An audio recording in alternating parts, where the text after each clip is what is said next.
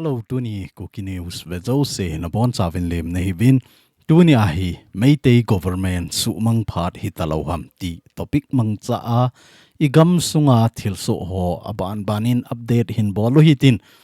song pilang ahi in kangui lang ahi in zani thilso ho chu ivet na hi le lainat aum le jingin alanga hi ivet na hi le boina jing ahi ta in Tuni ahi ga veleuhen ipi bola hi chi topic hin manoham Meitei government su mang phat hi taloham ti ahi ipi bola topic kinei thei ham tile I het thein divin update ho jong hin bol diu igama Kuki Chaten gen thei dan le mail hei ho gen thei dan I chan ge ya ki hit na ham hi chi hi ipi bola ki hit na thei ham ama holang gen thei jong le huti ta again thailo e holang again thei tengole gen thei ta ba gen thei ji pau hi ipiji am ti ho het thei ni diwa hi tuni igam sungwa thilso ho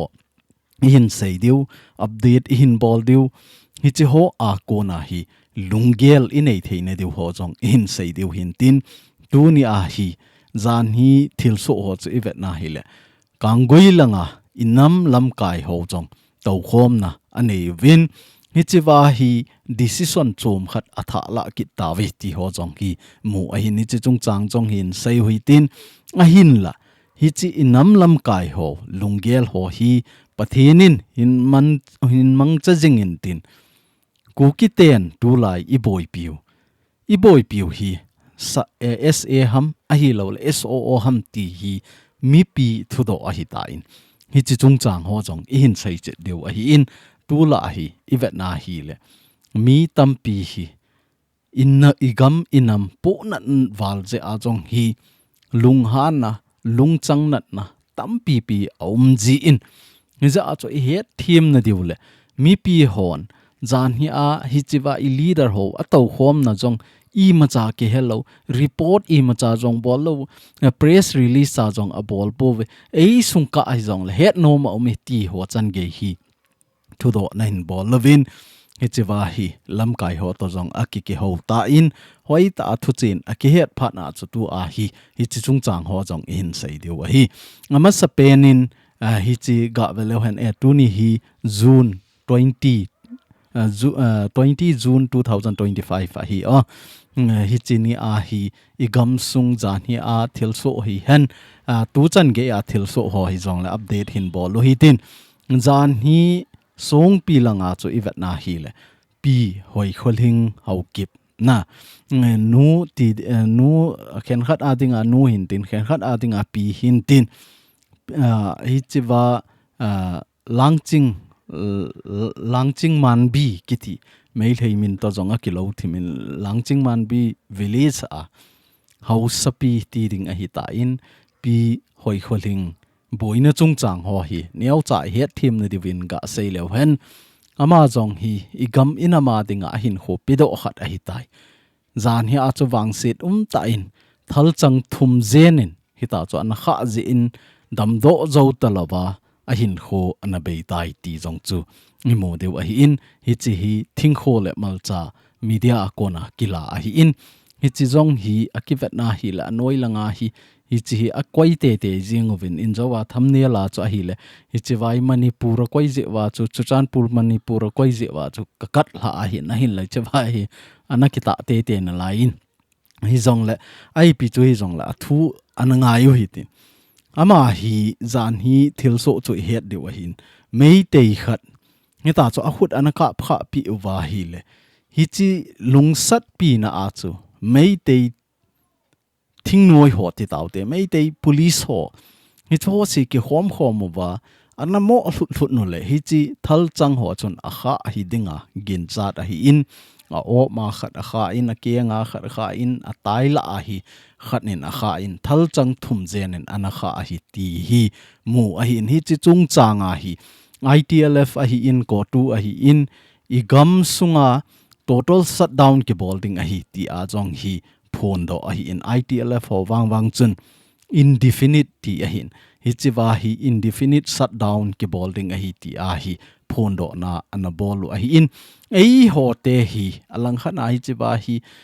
pi hoi kholing hau kip ama chung chang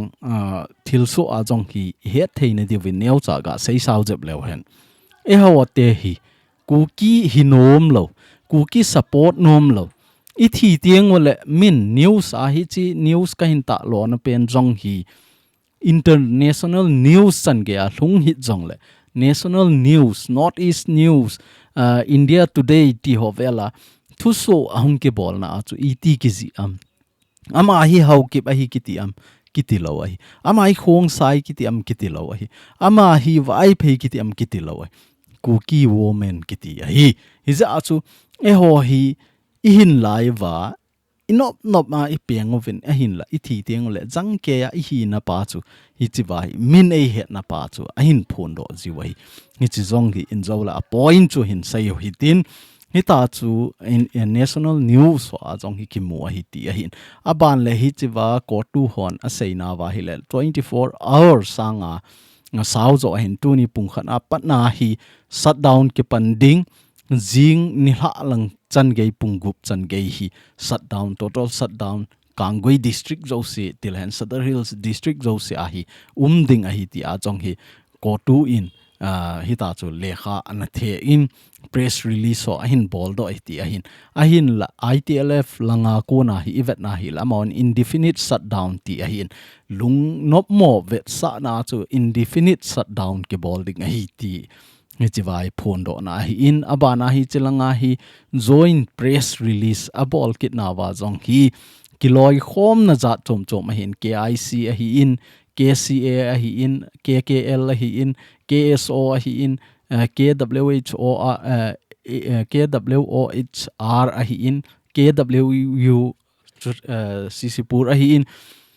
hi cho zo sin jong ana to khom wa zan hi acho press release ana bolo Hichi ipi inu ki thana chung changa hi lungkim lo Vetsah na hi mi pin kapo na PVT a hi gam sunga shutdown ke bol a hi in athi dan jong hi alang khat na chu seiding a hi mel se le jong le min e noisi dan le I gam sungu va I safe lo dan hi hi chiwa ko na jong hi ki he a hi in aban le KSO hon jong a bol kit no win hi ta hi kipang a hin la tu ni a hi vet nai le Kangpo pi Southern Hills district lang le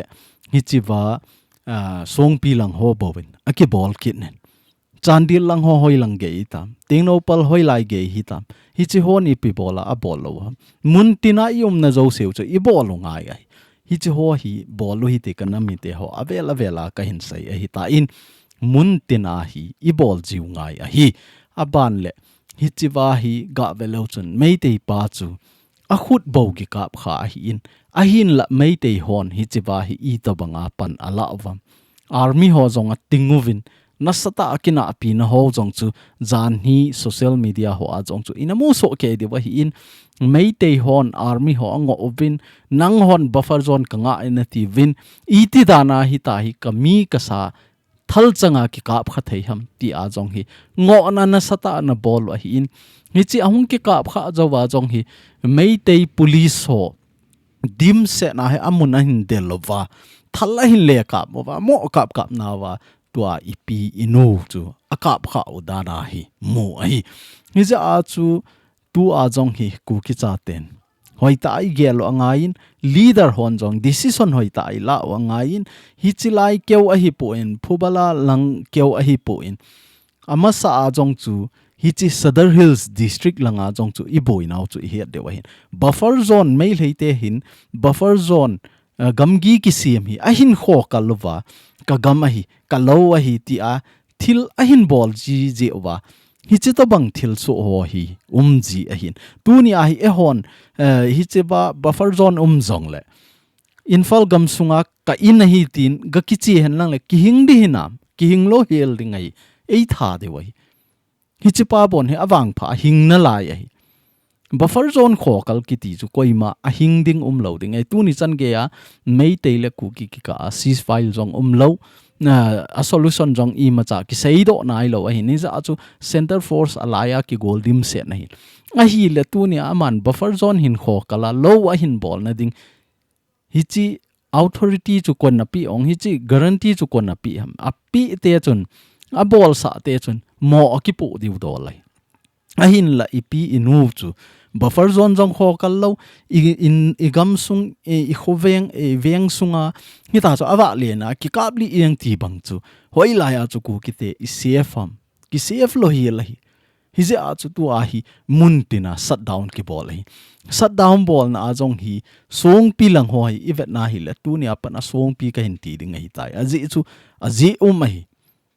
hi chi wa hi lam ka ho mi phabe pin azat esavin ITLF lam ka sunga iking up na ITLF in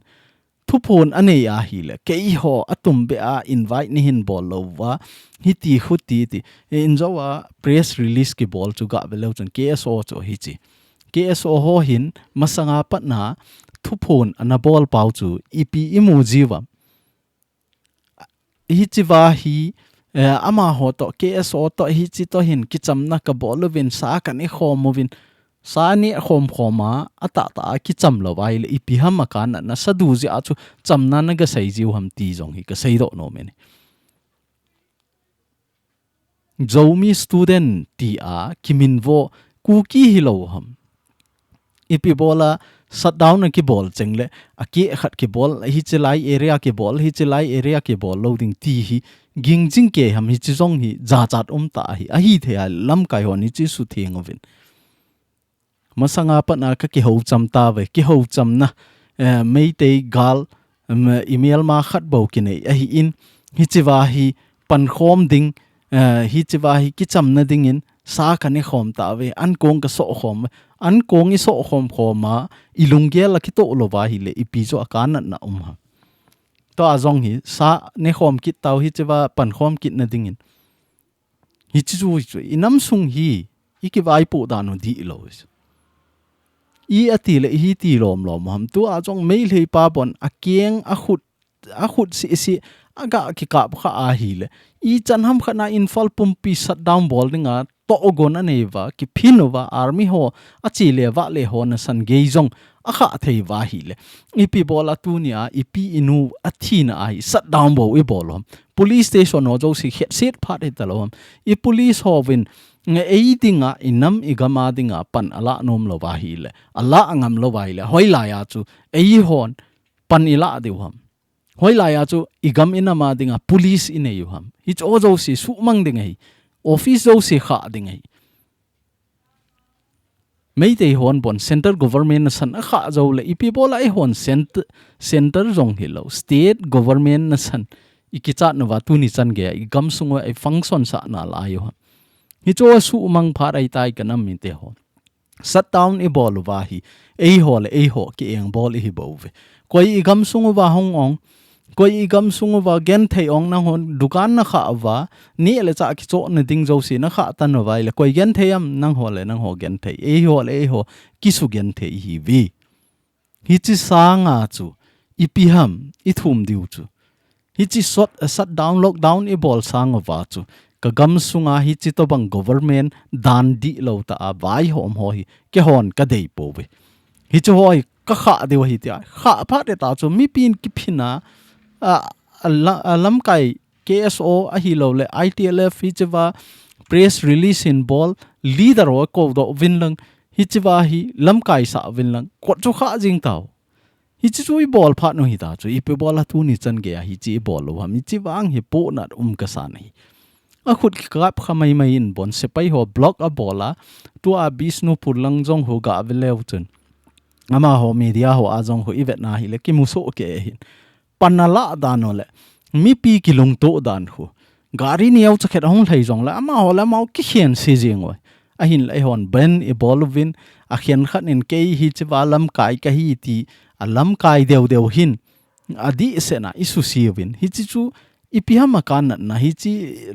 block e bolwa shutdown e bolwa dugan ki khawle e ho ki sugen the hi ve kanam me te ho I thil bol dan hi adi poi I movement I lam zo dan hi adi thei poi tu ni a hi Indian government in even bit zolowa Manipur government in eipan pinom ta lawai le ipi bola igam sungova ama ho government chu i function sa jing ham tu nia I thu mu separate administration hi lo ham administration pa chu I ki thu mu hi lo ham I people la tu nia hi e hon I gam sunguwa I ki sim deu hi I pum nop lo dan wa hi vai I hop jing ham ti hi ka sei do no men hi alang khana hi ga veleu chun hi chewa TSA president ka hi ti a ama changa ki candidate na ama changa president kaipan thu asein ho jong hi ga veleu chun Manipur gam sunga Kuki a umpoi ati Kuki ki ti hi ke ho tha do ho Kuki ka hi povit a hi le hi chiwa lam jathang haukip ama jong haukip cho na ama lam jathang jong haukip cho haukip a hi ai le tu ni a be hi chiwa haukip hi achom hi ham haukip jong ni le thum ham lowai hi ta chu tu ni a Kuki ka hi poi ti a peng jong le ni khat le hong thi ni le Kuki a thi tai hong ki ti di hi chi a ki he lo cho hi ze a hi masanga pa na jong ipan la ding dan ho jong kana sei jing a hin tu ni chan ge a Kuki in pin jong hi chiwa Manipur jong lado nom nai lo tu ni chan ge a Manipur mang na lai tu ni chan ge a Churchanpur mang na lai hi chi chun hoi la ya thil I thu mu I mu diu hi chiwa aman thu a sei na khat hi ga ngai hlavin lang hoi ta ga gel leu chun net thiam deu ka sei mai mai a chun na ta san lo mai thewa hi in to ama thu sei na ta hi ga ngai hlau hi tin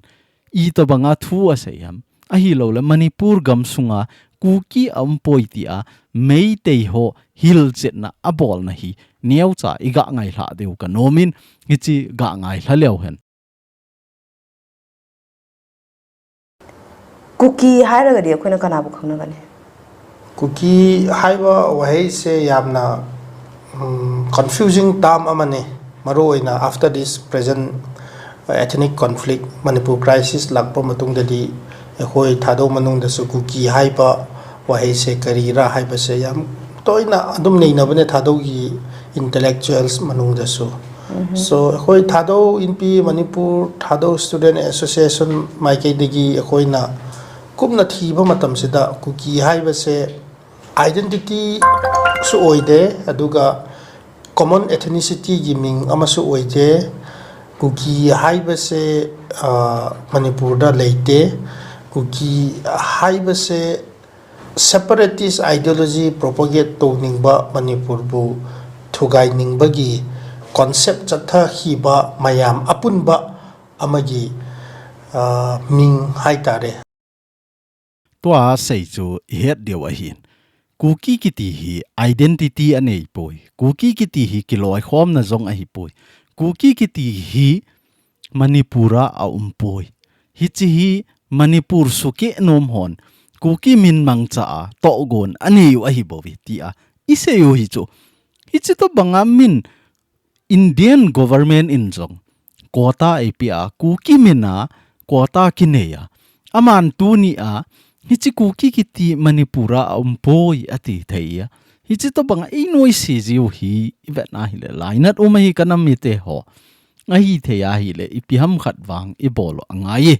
hi ta hi inam zo do ding thil khat cheng le inam zo do dinga pan kilajing ho wang hi ngai no mom lo hi athieng bet na sei dinga hi chi vai thado student association ho hin nakisu tup de wa hi chi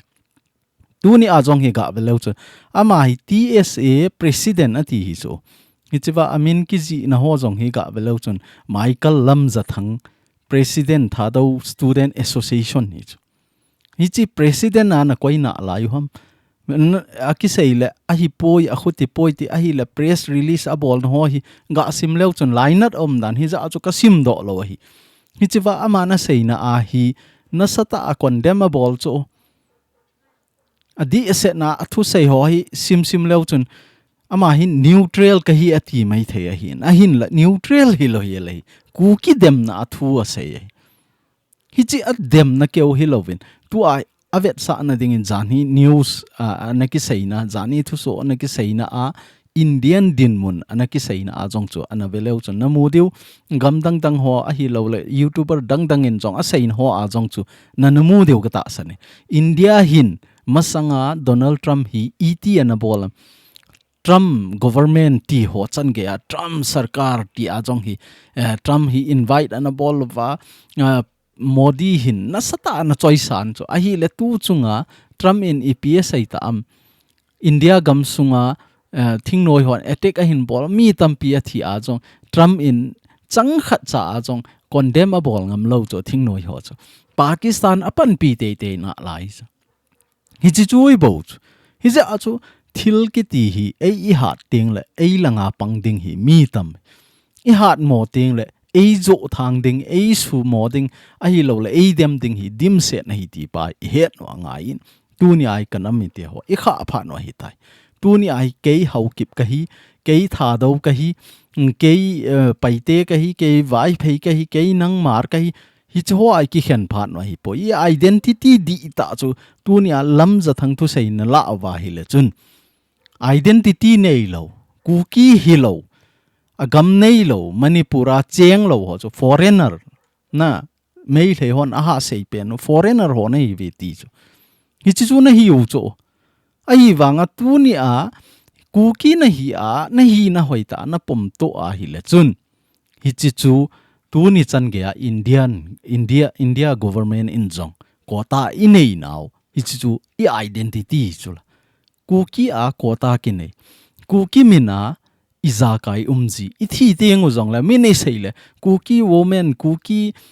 men ti hi chu hon san jong I het thailo wa tu ni chan ge ya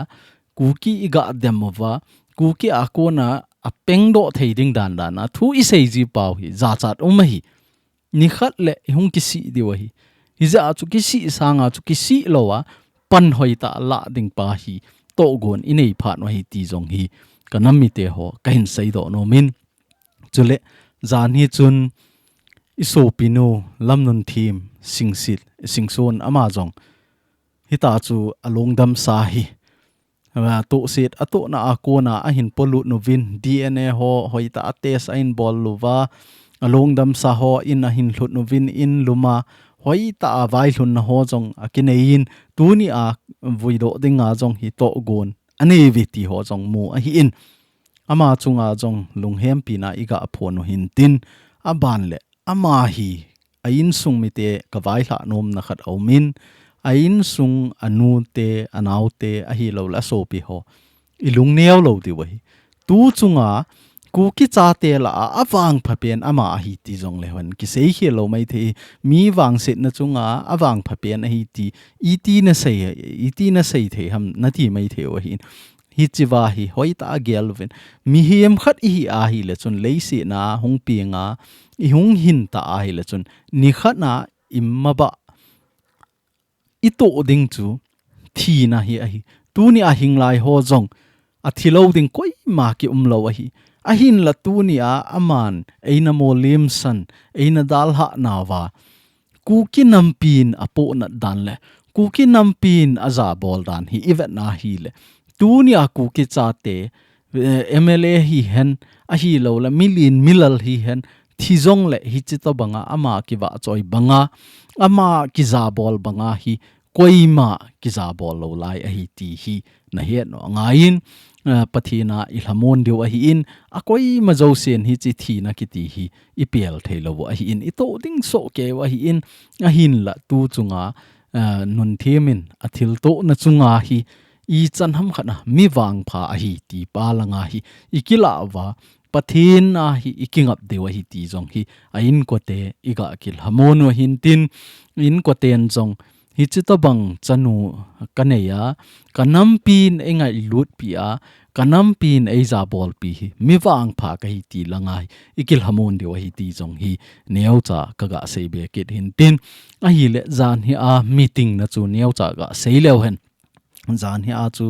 imu so ke dewa hi in social media ho a jong cha ong ki so in a hin la hi chi meeting a chu ipi decision ala ovam a hi lovai le I to bang thu a sei hom ti mi zo si tu le tu a hi lam kai ho hi ki vel hi jing a hi zun tha chi a ye tha a chi a hi lo le kholai le nga chi jong le ipi ga seyam ipi a bolam mi pi zo se igar ki gam ta cho ti ju ipi inam pi lam kai ho hin ipi a sei do diu ham ipi a hin bol do diu ham inam pi gen thein hei iti ta le hong ki le do ta dem ti a hi mi zo se hin kinga jing a hi in jan ha jong chu hi chi photo hi ahung viral in a hi le hi chi photo ahung viral na chunga chu aza se ya lam kai oi mo jong kidim set kit a hi ta in a hin la hi chi wa I lam kai ho MLA ho hi hen a hi lawai le CSO leader ho hi hen SO leader ho hi zong le Sadar Hills district sunga na tau khom na wa na sei chu a hi le amasa a Guwahati tau khom na a ana sei pe no chu alham movin tu alham movin ti chu amasa a Guwahati meeting a chu ana sei na wa chu a hi le Indian government in ETM khana Kuki Chaten ki ho pi ding ati a hi le CSO dang ho ki chi ta lo ding ai su ho a hin ko wa su ho to ki ho wa hi le hi chi chu kinom ding a khoti lo vai le CSO leader ho ko ima ki kum ta lo ding KZC hi hen a hi lo vai le ko tu hi hen ITLF hi hen center in a hin ko le ko ima chi ta lo ding ti a kilol na anane yo a hi in a hin la jan hi a to khom na wa an sei kit no chu a hi le hi chi chu alham hlavin tu a hi Indian government in tok nei dinga CSO hi hen akoi hi jong la a hin ko wa hi le represent bol ki ta ding ti hi thulu na anei ve ti pa chu nga het theine diwa in phon do wa hin mi tampin hi chiwa hi inam sunga son ta MLA ho hi hen ai house ho hi hen CSO leader ho hi hen ai lo le SO ho hi jong le to khom na ne le ipia sengi ipia sei hi ding ham ti a hi kilung the a hi in hi chu chung changa chu lam kai ho to jonga ki ho win ama hon a sei dan dung joi wa chu tu ni a hi in phon do ki do hi in hi chu het them deu ga ta sanin inam sunga tu le tu a hi ETM khana Indian government in hita hi pan ahin la le hi chilanga thu ding ti jong hi sailowa ho a hi na ji chu SO ho hi ni veizen tok nei a hi ta wen ti chu kumni zowa Indian government in ahin ko na hi ni veizen a hi kit ta in hi chi ni ve ke ho na a jong hi iza kai hi positive langa a chi jingin chule hi chiwa pan kila na a hi tu I CSO ho to khoma ke ho si in decision kala thailo de wa hi ti za chu hi chi CSO leader ho hi hen a hi lawai le lam kai za chom chomo ko khoma hi ta chu meeting ana nei a hi ti pa chu he theine de wa tunia Kuki news mangcha in sei do hin tin alang khat langa kele el hon jong nga thupon a hin bolvin press release a hin bolvin hi chawa ama hon a sei chu a hi le gam sunga SOO kem ho Indian government in sonding ati hi akidei poi hi chi hi ki chon thailo ding a hi ti a jong hi ama hin Indian government thulu na ho hi don put na a hin bol lo in article 21 a hi lawai le article 1989 hi chilaya thil ki ji ho scheduled tribe scheduled caste hi chi rule and regulation dung juya chu kei hon ka chu na munu ka tau pha na munu ke ho gam a hi ke ho ki hin po wingi ti a hi Indian government don but na a hin bol a hin alang khana chu het thim theina di wa ga ki se an lang hele hi chiwa Indian government in a ngol bol dan ho hi ivet na hi le leader hon jong het thim diu ka ta sanin in mun khopi khana chu in mun tam pi hin plot tam pi hin a hi le hi chiwa chu in a so kevin tha na ding in so ke hi chi en chu ke in lang hin nai sa hin nang in amao in lang ga nai sa in ti chu lung thim si na hi chu in lang ahung nai ding kinom lo mi in lang aga koila kho ki salo hi chi to bang chu tu a Indian government le mei lei government lungel hi a hi le khat langa chu ka ki koi ta le hi chi lang ten jong hin complain kit lew boy di chu la aman jong tua cho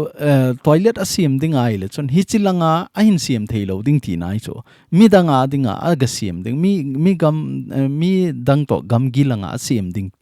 hi chi to bang type cho a hin tu chunga hi chawa ke le el hon thu a phone wa condemn a bol na pau jong hi chi to bang choi a hi le I compound sunga chu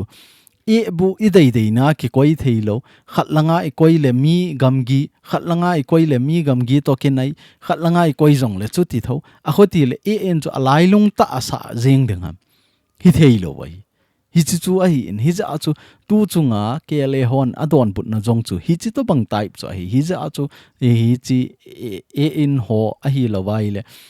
plot dan ho in te ka wa hi in kanam mi te ho tu ni a SOO game ana na ho jong hi chi Indian government in hi chilaya koi vintia ana ki koi a hi in ei hon hi chi wa ki koi uti ti a ki koi jong a hi di po in aban le Indian government jong hin boldara hu army camp koi hi vin ke ho to boldara army camp koi hi vin kitile kon angai nom do hi chi boulder a hi ja chu army camp mai chola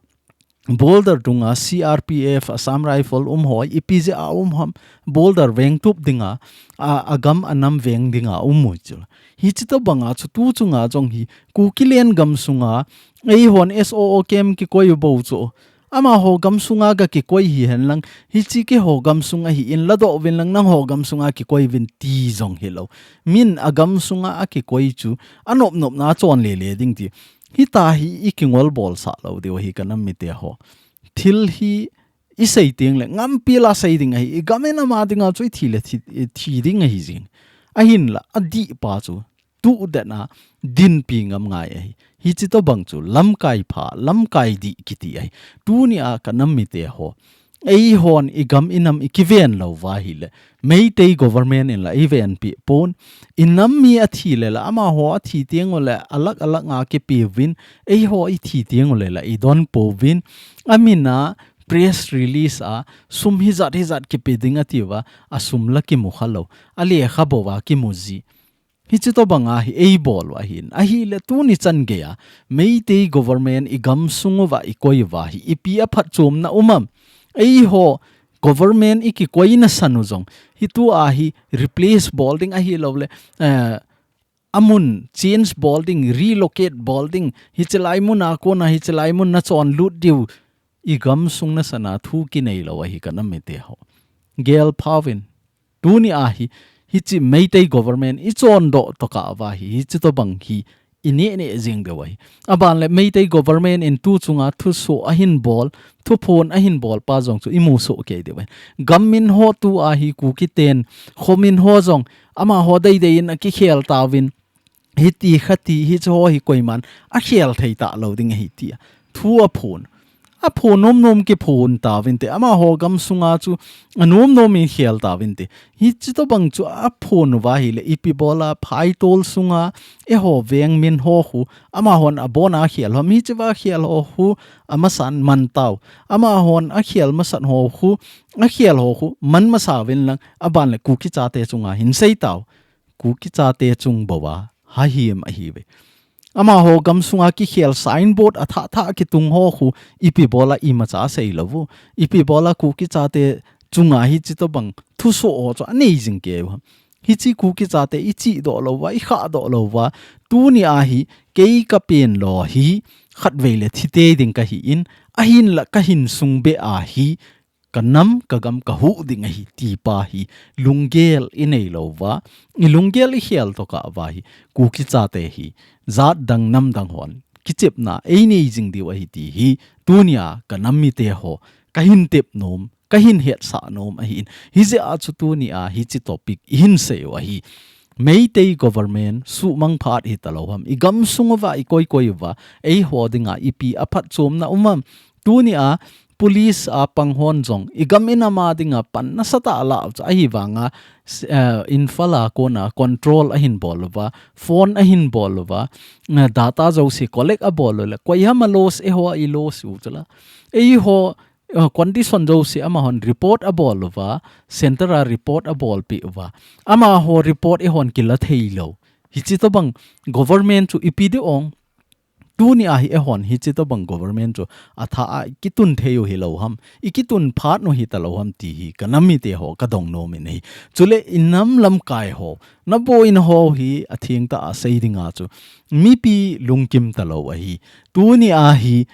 ilam kai ho CSO lam kai hi hen MLA lam kai hi hen SOO leader ho hi jong le na to khom chengole hoi ta mi pi na hil them lo ji win mi pi alung hi mogam ta in mi pi lam kai chunga alung dam ta po in tu chunga Kuki cha te I boy naw hi su a I boy ham su extend ball dinga I boy ham su hon saipen amuna dinga I boy ham a hi lawai le Kuki cha ten separate administration muna dinga I boy ham ki het them talo hi ti hi mi pi question a hi in aji chu ki ho na si le a ki sei do ai le su extend ball ding su to government talk nei ding su kem chon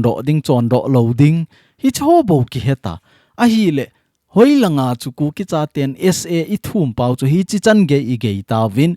tu a hi ta hi bol ki lo wa hi le government in ina sa ki ta poi ti a to gon in ei kha wam I ma cha ki nei khalo hi kanam me te ho hi za a mi pi lungel zong di a hi tu ni a hi a thing ban a sei dinga lam kai ho ki gel thiemu ngai ai tai ki gel phat phat no ilung gel I khel phat phat no ai tai inam sung igam sunga hi meitei government tu ni chan ge a ipi bola I function sa na la yu ham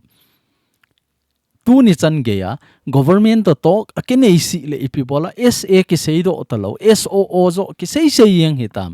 hi chi hi kaname te hon igel phat no ngai tu ni a bon hi ki sei wal deu han lang hele